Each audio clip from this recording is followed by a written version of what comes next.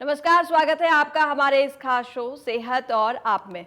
मैं हूं अरुणा त्यागी और मेरे साथ हैं हमारे दो खास मेहमान डॉक्टर रश्मि अग्रवाल जी और डॉक्टर पुष्पेंद्र शुक्ला जी। आपका बहुत बहुत स्वागत है डॉक्टर रश्मि अग्रवाल जी, और साथ ही आपका भी सर बहुत बहुत स्वागत है। आज हमारा विषय है बदलते मौसम में कैसे रखें अपने स्वास्थ्य का ख्याल। मौसम का बदलाव हमेशा प्रेरणादायी होता है क्योंकि धूप और गर्म मौसम हमें फिर से ऊर्जा से भर देता है। सर्दियों के लंबे महीने के खत्म होने के बाद ऋतु परिवर्तन का समय आता है। कभी सर्दी तो कभी गर्मी। जलवायु परिवर्तन का हमारे शरीर पर काफ़ी असर पड़ता है। अगर ध्यान न रखा जाए तो कई बीमारी पड़ने का भी खतरा हो जाता है। ऐसे में डॉक्टर रश्मि, सबसे पहले मैं आपसे पूछना चाहती हूँ कि बसंत ऋतु में कैसे रखें अपना ख्याल, हमारे दर्शकों को बताएं, और साथ ही ये ऋतु हमारे स्वास्थ्य को कैसे प्रभावित करता है। डॉक्टर रश्मि। ठीक है, जैसे हम लोगों को पता है कि भारतवर्ष के अंदर 6 ऋतुएं बताई गई हैं, तो सर्दी के बाद और गर्मी से पहले हमें वसंत ऋतु को देखने को मिलती है। तो इसमें सबसे अच्छी बात यह है कि इस ऋतु के अंदर मौसम बहुत सुहाना होता है। आपको इस ऋतु के अंदर सर्दी भी देखने को मिलेगी और गर्मी भी देखने को मिलेगी। तो इस बदलते मौसम के अंदर हमारे शरीर के अंदर भी बहुत सारे बदलाव हमें देखने को मिलेंगे। अगर ध्यान दिया जाए तो हम इस जो पीरियड है इसको हम अपनी बॉडी को इम्यूनिटी को बूस्ट करने के लिए यूज़ में कर सकते हैं, क्योंकि जो सर्दियों के अंदर हम फूड इनटेक करते हैं, जैसे कहा जाता है कि सर्दियों में हम जो खाते हैं वो हमें पच जाता है। अगर उस तरह का भोजन हम खा के अगर उसको सही तालमेल के साथ इस ऋतु में यूज़ करें तो ये हमारे शरीर को बहुत ज़्यादा पुष्ट करने वाला हो जाता है। और साथ ही इस मौसम में आपको गर्मी भी देखने मिलेगी। तो इन दोनों ऋतुओं के बदलाव के कारण हमें कभी देखने को मिलता है कि हमें कभी खाने को मन करता है, कभी नहीं भी खाने को मन करता है। तो उसके अकॉर्डिंग हमें अपने खान पान को बदलने की बहुत आवश्यकता होती है। हम व्यायाम कर सकते हैं। ऐसे बहुत सारे चेंजेस हमें बॉडी में करने चाहिए जिससे कि हम उसका फल, ऋतु का फल हमारे शरीर पे जो आने वाला है उसका लाभ उठा सकें जी। जैसे इसके साथ मैं बताना चाहूँगी कि जब सर्दियों के अंदर हमारा जो बल होता है वो सारा कफ के फॉर्म में हमारे बलवान बनाने के लिए हमारे बॉडी के अंदर एक्यूमुलेटेड रहता है। तो जब 14 जनवरी को जब मकर संक्रांति मनाई जाती है तो उस समय पे हमारा जो सूर्य है वो दक्षिण से उत्तरायण की तरफ मूव करता है, तो यानी कि सूर्य की गर्मी बढ़नी शुरू हो जाती है। तो उस समय जो हमारी बॉडी के अंदर ये जो बल होता है, ये जो कफ होता है, ये हमारी बॉडी में पिघलना शुरू हो जाता है, जिसकी वजह से हमारी बॉडी के अंदर अलग अलग चेंजेस देखने को मिलते हैं। सबसे पहला चेंज हमारी डाइजेस्टिव सिस्टम में देखने को मिलेगा। हमारी पाचन शक्ति कमज़ोर हो जाती है, जिसकी वजह से हमारी बॉडी इम्यूनिटी लूज़ करना शुरू कर देती है। इसीलिए हमने देखा होगा कि हमें अचानक सर्दी लगने लगती है। कभी हमें गर्मी की वजह से जब हम फ़ैन ऑन कर देते तो हमें सर्दी जुकाम हो जाता है। हमें स्किन प्रॉब्लम्स देखने को मिलती है। हमें अस्थमैटिक पेशेंट्स इस समय ज़्यादा देखने को मिलते हैं। तो इन सब चीज़ों को देखकर हमें ये समझना चाहिए कि जब कफ की वजह से हमारी पाचक अग्नि कम हो रही है तो हमें अपने आहार को किस तरह से बदलना है। हमें आहार को लघु कर देना चाहिए, हल्का कर देना चाहिए। हमें फास्टिंग चीज़ें भी अडॉप्ट करनी चाहिए, मतलब हमें खाना कम खाना चाहिए जी। तो इस तरह से हम अपने स्वास्थ्य को बरकरार रख सकते हैं जी। अब बात करते हैं डॉक्टर पुष्पेंद्र शुक्ला जी से। आप हमें बताएं कि स्वास्थ्य के प्रति कैसे बरते सावधानियां। डॉक्टर पुष्पेंद्र जी। कहा गया है कि सबसे बड़ी निरोगी काया जी, मतलब सबसे बड़ा धन निरोगी काया। तो सबसे ज़्यादा आप लोगों को सबसे धन्यवाद कि आप लोग ऐसा कार्यक्रम कर रहे हैं। आयुर्वेद में भी कहा गया है कि स्वास्थ्य रक्षण, मतलब स्वस्थ व्यक्ति की स्वास्थ्य की कैसे रक्षा करें। इसी कड़ी में जो आप अपना एक कार्यक्रम कर रहे हैं कि ऋतु परिवर्तन के समय ही बहुत सारे रोग होते हैं और हम ध्यान नहीं रख पाते हैं। तो जो ऋतु परिवर्तन में कहा गया है कि हमारा अगर आयुर्वेद के एक रहस्य को समझ लें कि संचय चा प्रकोप चा प्रशमम चा स्थान संश्रय चा, तो मतलब जो रोग कब हमारा संचय होता है, कब प्रकोप होता है और कब वो रोग के रूप में आता है। तो 6 चीज़ें कही गई हैं: संचय, प्रकोप, प्रसर, स्थान संश्रय, व्यक्त और भेद। मतलब इन्हीं तरीके से रोग की क्रोनोलॉजी होती है। तो जब रोग संचय होता है, अगर तभी हम रोग को नष्ट कर दें, अगर इसको हम साधारण उदाहरण में कहें तो हम जैसे सांप होता है, तो सांप को विष अगर शरीर डाल कर मारना है तो सबसे पहले क्या करेगा, सांप अपना फन उठाएगा, फिर मुंह खोलेगा, फिर डसेगा, फिर विष डालेगा, तब शरीर में जाएगा, तब व्यक्ति कहीं मरेगा। तो ऐसे ही रोग होते हैं। तो जब संचय हो रहा हो, रोग उस समय रोग को ख़त्म कर दिया जाए, या जो प्रकोप हो रहा हो, मतलब रोग के रूप में हो रहा हो, तब रोग को ख़त्म कर दिया जाए। ऐसे ही ये आयुर्वेद में श्लोक भी है कि बसंते निचित श्लेष्मा, बसंते निचित श्लेष्मा दिवाकर भी दीरित। तो बसंत में ही बसंत ऋतु में ही श्लेष्मा यानी कफ के रोग होते हैं। जैसे डॉक्टर रश्मि जी ने बताया कि इस रोग में क्या होता है कि बसंत में जब कफ रोग बढ़ जाता है, जब वो हमारी दीपक अग्नि को, पाचक अग्नि को, हमारे अंदर 13 अग्नि होती हैं, धाता अग्नि, समदोषा, समअग्नि, सम धातु मल क्रिया, तो इन धातुअग्नियों को हमारी धातुअग्नि को मंद कर देता है। जब हमारी धातुअग्नि मंद हो जाती है तो फिर कम भी हो जाती है और मंद भी हो जाती है। फिर जो खाया पिया है वो आमरस के रूप में रहता है, फिर वो आम के रूप में रहता है, आम दोष के बनके वो फिर शरीर में एकत्रित होने लगता है, पाचक अग्नि को मंद कर देता है। फिर यहीं से बहुत सारे मौसम के रोग होना स्टार्ट होते हैं, जिन्हें हम वायरल फीवर, साइनोसाइटिस, राइनाइटिस ऐसे रूप में कहते हैं। तो अगर हम सुबह उठते हैं, जैसे नाक में नस्य है, कवल धारण, गंडूस धारण, मुंह में कुल्ला करना, ऐसे के रूप में कह सकते हैं। इस प्रकार की चीज़ें करें, योग, ध्यान, व्यायाम करें। और खाने में आयुर्वेद में ये भी ऐसा कहा गया है कि गुर अम्ल मधुरम स्निग्धम दिवा स्वप्न च आवर्जिते, मतलब गुरु आहार, मधुर अम्ल, इन आहार को हम वर्जित करें। और दिन में सोने से भी कफ बढ़ता है। तो कई बार क्या होता है, ऐसे में आप देखेंगे कि जिसको सर्दी जुकाम हल्का फील होता है, धूप में गया तो बड़ी निद्रा से लगती है, क्योंकि आयुर्वेद में ऐसा स्पष्ट उल्लेख है कि कफ में आलस्य बढ़ता है, तंद्रा बढ़ती है, निद्रा बढ़ती है, थकान बढ़ती है, बॉडी में पूरे शरीर में स्टिफनेस, जकड़न, अकड़न ऐसी भी बढ़ती है। तो लगता है कि धूप में गए और चादर बिछा के सो गए। तो सोने से भी हमारा कफ बढ़ता है, आलस्य बढ़ता है। तो दिवा स्वप्न भी नहीं करना चाहिए, और आहार विहार ऐसा होना चाहिए जो इन चीज़ों को, कफ को ना बढ़ाए। ज़्यादातर पहले के लोग तो समझते थे कि मीठी चीज़ें खाएंगे, मधुर अम्ल ऐसी चीज़ें खाएंगे, दिन में सोने से कफ की वृद्धि होती है, तो कफ की वृद्धि होने से बचे। आयुर्वेद में एक ऋतुहरितकी भी कहा गया है। ऋतुहरितकी, हरण को इस मौसम में शहद के साथ लेने से, रेगुलर आपको बीमारी है या नहीं है, हरण को शहद के साथ रेगुलर रूप में लेना चाहिए। इसके अलावा शहद कम से कम पानी में डाल के पीना चाहिए। जिनको डायबिटीज़, शुगर है, मैं उनके लिए बात नहीं कर रहा हूँ, लेकिन जिनको हल्का शुगर, डायबिटीज़ के रोगी हैं, जिनका खाली पेट 90, 100, 105 तक रहता है, वो तो ले ही सकते हैं। तो शहद को लेते रहें। घर में तुलसी है, अदरक है, काली मिर्च है, अगर थोड़ा सा ले लिया, उसमें मुलेठी डाल लिया, इसका एक चाय बना के सुबह शाम सेवन करते रहें। तो कहने का मतलब है जो कफ को समन करे, कफ को मारे, कफ को ख़त्म करे, ऐसी चीज़ों का आहार विहार लें, और इन चीज़ों का आहार विहार न लें जो हमारे कफ को बढ़ाए। अब डॉक्टर रश्मि जी, आपसे जानना चाहेंगे कि बसंत ऋतु में सब्जियों और फलों का कितना योगदान रहता है हमें खुद को स्वस्थ रखने में। डॉक्टर रश्मि। हाँ, जैसे हमारे डॉक्टर साहब ने बताया कि इस समय हमारा जो भोजन है वो कफ को कम करने वाला होना चाहिए। तो इसी तरह जब प्रकृति हमें, जब जिस ऋतु में जो फल या सब्जियां होनी चाहिए वो ही फल और सब्जियां हमें मिलती हैं, तो हमारा चयन उसी हिसाब से होना चाहिए। जैसे कि कफ दोष को शमन करने के लिए 3 रस बताए गए हैं, जिसमें कसैला, तिक्त और कड़वा रस हमें स्पेशली भोजन में इंक्लूड करना चाहिए। इसमें अगर हम सब्जियों में बात करें तो करेला, और जो पाचन में हमें हल्का रहे, जो हम जल्दी से पचा पाएँ, इस तरह की सब्जियों को हमें इंटेक में लाना चाहिए। जिसमें आप लौकी की सब्ज़ी है, परवल है, टिंडा, तोरई, इस तरह की सब्जियों को इन्वॉल्व कर सकते हैं।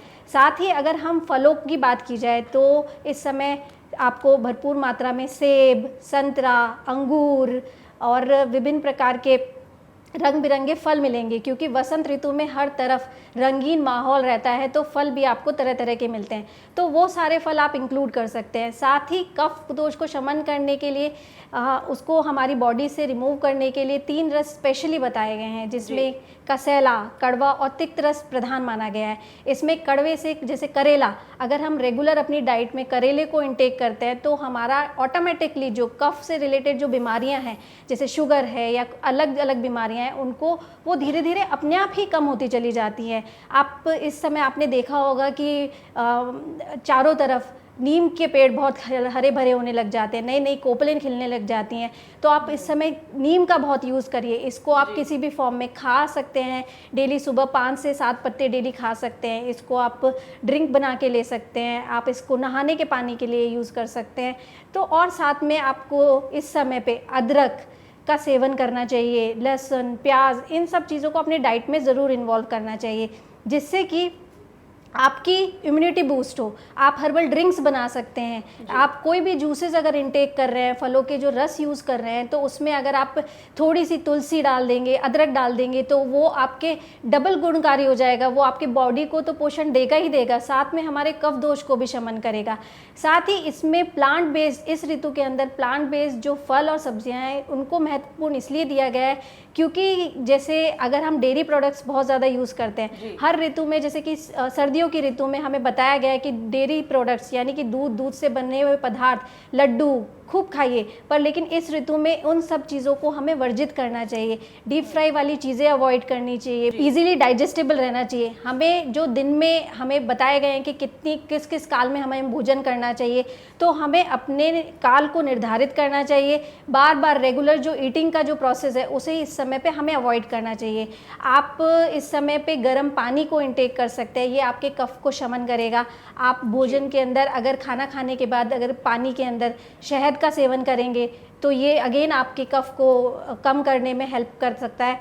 और डीप फ्राई वाली चीज़ें, बाहर की चीज़ें, तली हुई चीज़ें आपको, और डेयरी प्रोडक्ट्स जैसे मैंने आपको पहले बताया, वो सारी चीज़ें आपको इस समय पे अवॉइड करनी चाहिए क्योंकि ये जाके आपके शरीर में कफ को प्रकोपित करेंगे और जल्दी जल्दी आपको कफ, कोल्ड, फीवर, फ्लू जैसी कंडीशंस देखने को मिल सकती हैं।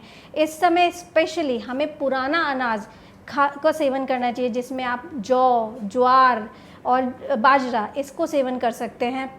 साथ में कुछ मेडिकेटेड हर्ब्स हैं, जैसे कि आप जो पानी है उसको बॉईल करके उसके अंदर सौंठ है, मुलेठी है, नागर मोथा है, पिपली है, ऐसे ड्रग्स को यूज़ कर सकते हैं। ये सब आपकी बॉडी को बूस्ट करने में हेल्प करेंगे, आपको बीमार होने से बचाएंगे। जी, अब डॉक्टर पुष्पेंद्र जी आपकी तरफ आएंगे। जैसे कि आपने बताया कि ये मौसम परिवर्तन का तो होता ही है, ऐसे में किस तरह के व्यायाम और योग करना लाभदायी होगा?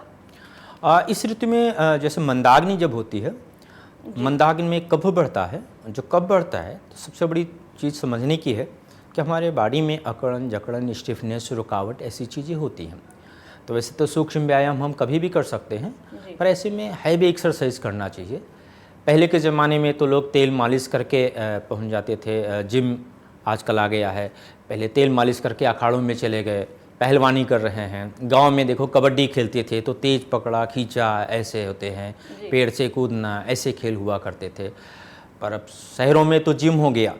अब जिम सब कोई नहीं जा सकता है, तो घर में ही जो भी चीज़ें एक से योग होते हैं या एक्सरसाइज व्यायाम होते हैं जो हैवी हों, शरीर में ज़्यादा स्ट्रेचिंग दें। तो अगर हम इसमें योग के बारे में बताएं तो हमारे शरीर में 72,000 नाड़ियाँ होती हैं। उनमें 3 नाड़ियाँ बड़ी प्रमुख होती हैं, ईड़ा, पिंगला, सुषुम्ना।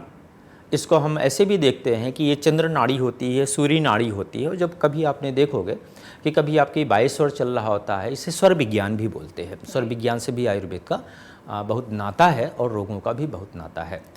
तो लेफ्ट साइड जब चल रही होती है इसे हम चंद्र नाड़ी बोलते हैं। चंद्रमा जब कहते हैं तो ठंडक का प्रभाव होता है। और राइट साइड जब चल रही है तो उसे सूर्य नाड़ी बोलते हैं। सूर्य जब कहते हैं तो गर्मी का भी प्रभाव होता है।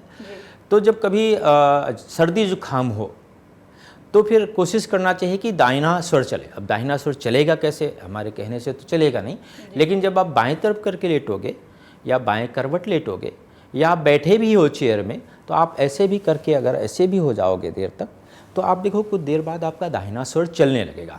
ऐसे ही अगर जब बुखार हो तो बुखार में हमारे शरीर को शांति चाहिए, ठंडक चाहिए। जब शरीर को ठंड चाहिए तो फिर हमें चंद्र नाड़ी यानी कि ईड़ा चलानी चाहिए।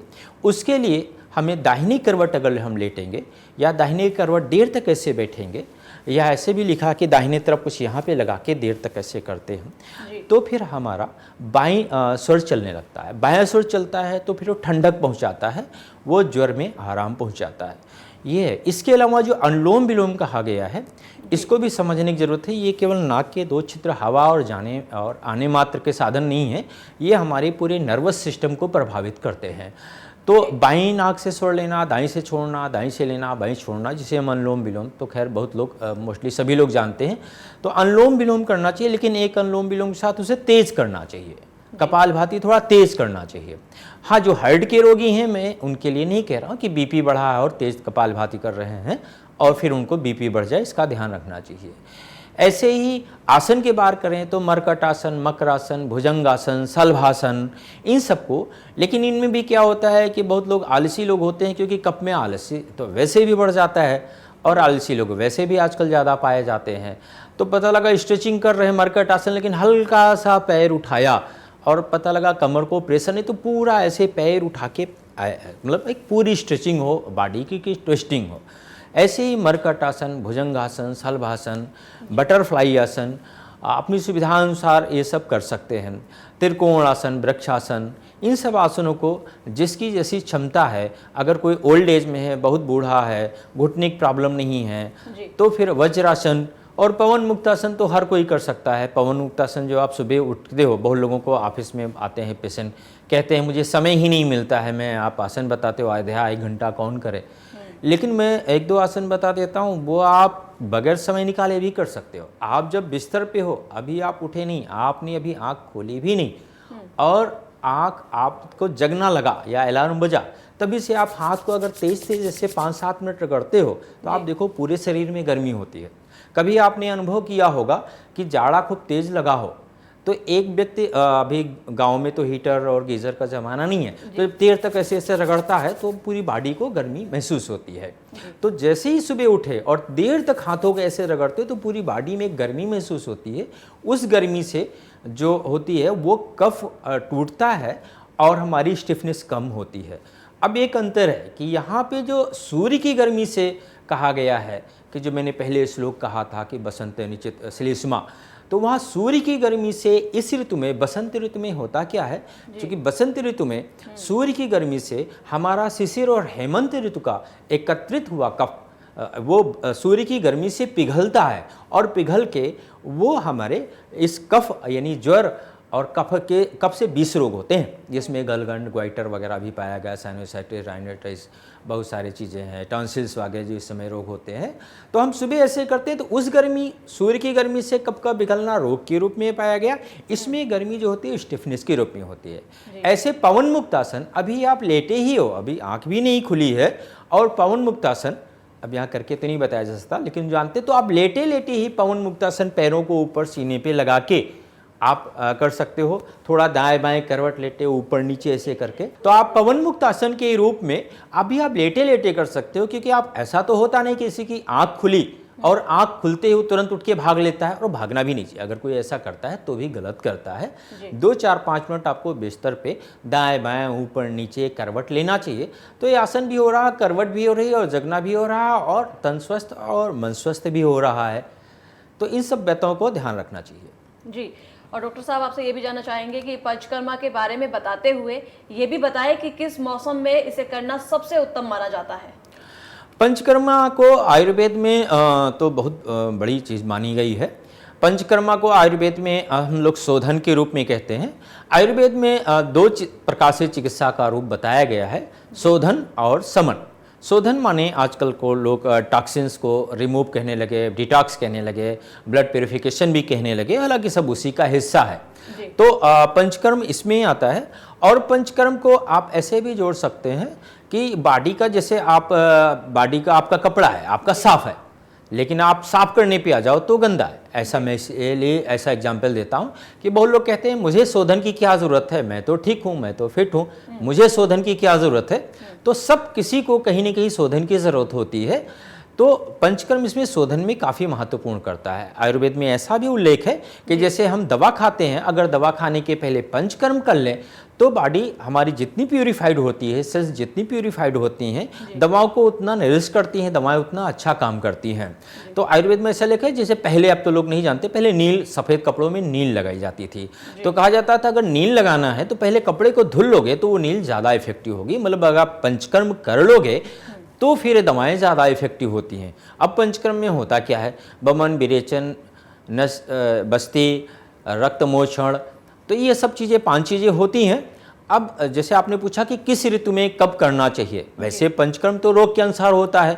तो एक गुड़ी वैद्य अपना देखता है कि इसको क्या रोग है और क्या समय है, ऋतुकाल और क्षमता देख के वो पंचकर्म का निर्धारण करता है। लेकिन फिर भी अगर हम अलग अलग करें तो जैसे मैंने पहले श्लोक बोला, बसंत निचित श्लेष्मा तस्मात् बसंते कर्माण बमनात्, मतलब ये हुआ कि श्लेष्मा कफ को बोलते हैं, बसंत ऋतु में कफ के रोग होते हैं, इसलिए बसंत ऋतु में, बसंत ऋतु चैत बैसाख को बोलते हैं। चैत बैसाख पुराने लोग जानते हैं, नए लोग नहीं जानते हैं, तो आप ये मार्च अप्रैल कह सकते हो। इस बसंत रोग में अगर हम करते हैं बमन को तो सबसे उचित काल माना जाता है, क्योंकि कफ का काल होता है और कफ का स्थान आमाशय होता है, और आमाशय बमन कहते भी उसी को हैं जो हम एक अपक को पित्त और अपक को कफ को बलपूर्वक जो उल्टी के माध्यम से निकालते हैं उसे बमन कहते हैं। तो ज़्यादातर आप लोग देखोगे इस ऋतु में जो रोग होते हैं वो इसी जगह के होते हैं, सर्दी जुकाम, कफ, कोल्ड, साइनोसाइटिस, राइनाइटिस, गंडमाला, ग्वाइटर, ऐसे रोग होते हैं। तो बमन इसमें काफ़ी फायदेमंद होता है। विरेचन के लिए सबसे अच्छा माना गया है शरद ऋतु, कि शरद ऋतु में पित्त की वृद्धि होती है और पित्त हेतु विरेचने लिखा है, मतलब पित्त को निकालना है तो विरेचन को होता है। आपने देखा होगा जो स्टूल होता है, जब हम मल पास करते हैं तो मल का कलर होता है येलो, वो बाइल की वजह से होता है। तो मतलब है कि अगर पित्त को निकालना है तो सबसे अच्छा साधन होता है विरेचन। और बस्ती को तो आयुर्वेद में आधे रोगों की चिकित्सा कही गई, कहीं कहीं तो संपूर्ण रोगों की चिकित्सा कही गई है। बस्ती भी होती है निरोह बस्ती, सुबह खाली पेट दी जाती है, अनुवासन बस्ती जो खाना खाने के बाद दी जाती है। और स्त्रियों में जो बंधत्व की समस्याएं होती हैं या योनि व्यापद या गर्भाशय से जुड़े जो रोग होते हैं उनमें बस्ती दी जाती है और उत्तर बस्ती दी जाती है औरतों में। तो इसमें फर्टिलिटी में भी देखा गया काफ़ी फ़ायदा होता है, मतलब कई सारे केस हमने भी स्वयं किए हैं, जो इनफर्टिलिटी के केस होते हैं उनको उत्तर बस्ती दी जाती है। तो उत्तर बस्ती के माध्यम से उनको फर्टिलिटी में या यौन व्यापद या उनसे गर्भाशय से जुड़ी चीज़ें, बहुत सारे ल्यूकोरिया, ऐसे बहुत सारे रोग नाम जानते हैं जिन औरतों को ल्यूकोरिया होता है, वो कई सालों पड़ा रहता है, ठीक ही नहीं होता है। ल्यूकोरिया से कमर दर्द, शरीर दर्द, चिड़चिड़ा, शरीर कमज़ोर होना, शरीर का विकास ना होना, ये सब चीज़ें रहती हैं। तो इन सब चीज़ों में भी फायदा करता है। अब आता है रक्तमोक्षण। रक्तमोक्षण हमारे गंदे ब्लड को निकालना होता है, वो लीच के भी माध्यम से निकाला जाता है और भी उसके कई सारे होते हैं तरीके। तो एक्जिमा में मैंने खुद किए हैं। एक्जिमा बहुत ढीठ रोग होता है, स्किन का जल्दी जाता नहीं है, लेकिन एक्जिमा में अगर लीच रोग का किया जाए यानी रक्तमोक्षण किया जाए तो बगैर किसी दवा के वो एक्जिमा ठीक होता है। ऐसे ही नस्य तो इस मौसम के लिए बहुत ज़रूरी है, क्योंकि नासायाम ही नस्यः, जो नस्य नाक के द्वारा हमें दवा दी जाती है वो उसको नस्य बोलते हैं। और आयुर्वेद में ऐसा भी कहा गया है कि नासा ही शीर्षोद्वार, यानी कि सिर का द्वार नाक है। तो अगर नाक के माध्यम से जो भी हम देते हैं, दवाएं देते हैं, तेल देते हैं, धूम देते हैं, उसे नस्य कहा जाता है। और नस्य के माध्यम से इवन पक्षघात तक, पैरालिसिस तक, मेंटल रिटार्डेशन के जो रोग होते हैं इनमें भी फायदा मिलता है। साइनोसाइटिस, राइनाइटिस जो आजकल बहुत ज़्यादा पाया जाता है कफ कोल्ड में, जिसका ऋतु भी चल रहा है, तो अगर रेगुलर नस्य के रूप में करें तो इसमें भी फायदा होता है। इसके अलावा कवल और गंडूस कहा गया, कवल गंडूस कहा गया मुँह में तेल भर के कुल्ला करने जैसा, या पूरा कवल पूरा ऐसे मुंह में भर लेते हैं उसके। हालांकि इसके लिए इरमेदादी तेल आता है, पर इरमेदादी तेल अगर हम नहीं खरीद सकते तो घर में सरसों का तेल तो होता ही है, उसको और अच्छा करना चाहें तो उसको थोड़ा सा गर्म करके उसमें हल्का सा नमक डाल दें, थोड़ी सी हल्दी डाल दें। इससे दांत के रोग भी ठीक होते हैं और कान के भी रोग ठीक होते हैं। और ये आँखों को भी फायदा करता है कि इस मौसम में आप देखोगे जब सर्दी जुकाम होता है, आप ऐसा भी महसूस करोगे जब कहा गया है कि अक्सर लोग इस मौसम में कहेंगे कि भाई सर्दी जुकाम बुखार, इस नाम में भी देखो आ रहा सर्दी जुकाम बुखार। तो पहले तो सर्दी होती, जैसे मैंने पहले भी कहा कि सर्दी का संचय, फिर जुकाम होता, फिर बुखार होता।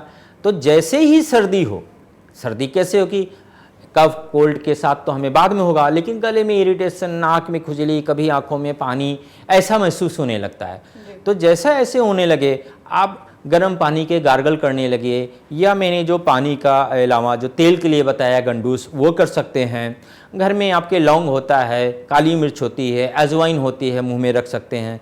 घर में सरसों का तेल होता है जो नाक में डाल सकते हैं। अदरवाइज हम अगर शास्त्रीय विधि से तैयार कहें तो अड़ तेल, खडबिंदु तेल, ऐसे तेल आते हैं जो नाक में डाले जाते हैं। इन तेलों को डाल सकते हैं। तो ये नस्य के रूप में, इसको नस्य को बहुत लोग सोचते हैं कि कोई बड़ी चीज़ नहीं है, बस नाक में ऐसे तेल लगा लिया और कुछ तो है नहीं, लेकिन नस्य को आयुर्वेद के पंचकर्म में से एक माना गया है।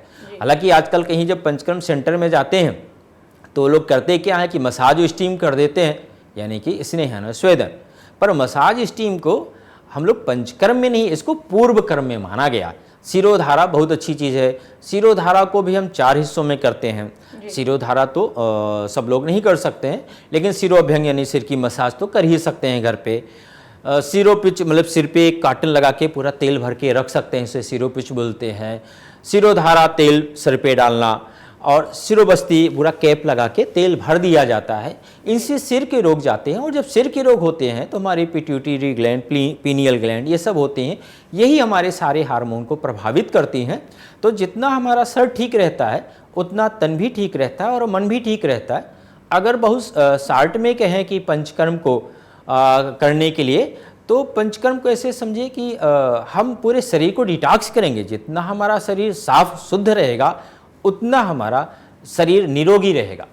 जी, अब डॉक्टर रश्मि आपकी तरफ आते हैं चलते चलते, कुछ खास टिप्स हमारे दर्शकों को बता देते चलें आप।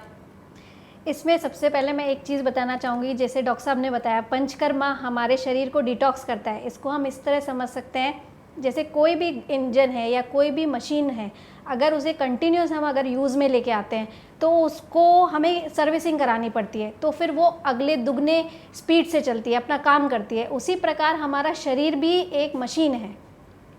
तो अगर हम इस मशीन में अगर डिटॉक्स प्रोसेस यानी ये पंचकर्मा प्रोसेस अगर हम करवाते हैं तो हमारा शरीर पूरी तरह से शोधन हो जाता है। हमारे शरीर के जितने भी डिटॉक्स पार्टिकल्स हैं जो हमारे बॉडी में एक्यूमुलेटेड रहते हैं, वो जो हमारे सेलुलर लेवल तक, टिश्यू लेवल तक डैमेज किए रहते हैं, वो सारे हमारी बॉडी को क्लींस कर देते हैं, क्लियर कर देते हैं। तो सबसे पहले आपको, अगर किसी भी इंसान को मैं ये बोलना चाहूँगी, अगर वो किसी भी बीमारी से ग्रसित है या फिर किसी भी छोटी छोटी अगर इनिशिएट अभी हुई है कोई बीमारी, तो आप अपने प्रकृति के अनुसार, अपनी डिसीज़ के अकॉर्डिंग आप पंचकर्मा को ज़रूर प्लान कराएं। इसमें वमन, विरेचन, वस्ती आप करा सकते हैं। नंबर 2, जैसे कि हम यहाँ बात कर रहे हैं वसंत ऋतु की, तो बदलते मौसम में अपने खान पान, अपने ऋतुचर्या का ज़रूर पालन करें, दिनचर्या फॉलो करें। सुबह जल्दी उठें। आप जैसे कवल, गंडूस जैसी जो ये नित्य कर्म है, इन्हें हमें डेली करना चाहिए। इससे हम इस ऋतु में नहीं, हम अपने बालों को, अपनी आँखों को, अपने दांत को, हम अपनी इंद्रियों को बहुत अच्छा सुदृढ़ बना सकते हैं।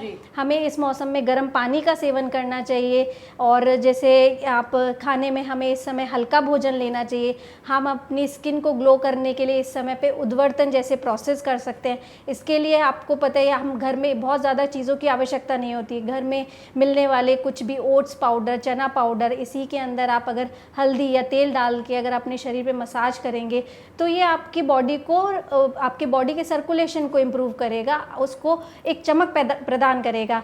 तो इन सब चीज़ों को ध्यान रखिए। और साथ में व्यायाम बहुत इम्पॉर्टेंट है, क्योंकि आज भाग दौड़ती ज़िंदगी के अंदर, इस भागदौड़ वाली ज़िंदगी के अंदर लोगों के पास व्यायाम के लिए समय नहीं है। लेकिन व्यायाम ही एक ऐसी चीज़ है जो आपके शरीर और मन को जोड़ेगा, उसको आगे बढ़ाने के लिए प्रोत्साहित करेगा। नहीं तो अगर हम व्यायाम नहीं करेंगे तो एंजाइटी, डिप्रेशन बहुत कॉमन प्रॉब्लम्स आजकल देखने को मिलती है।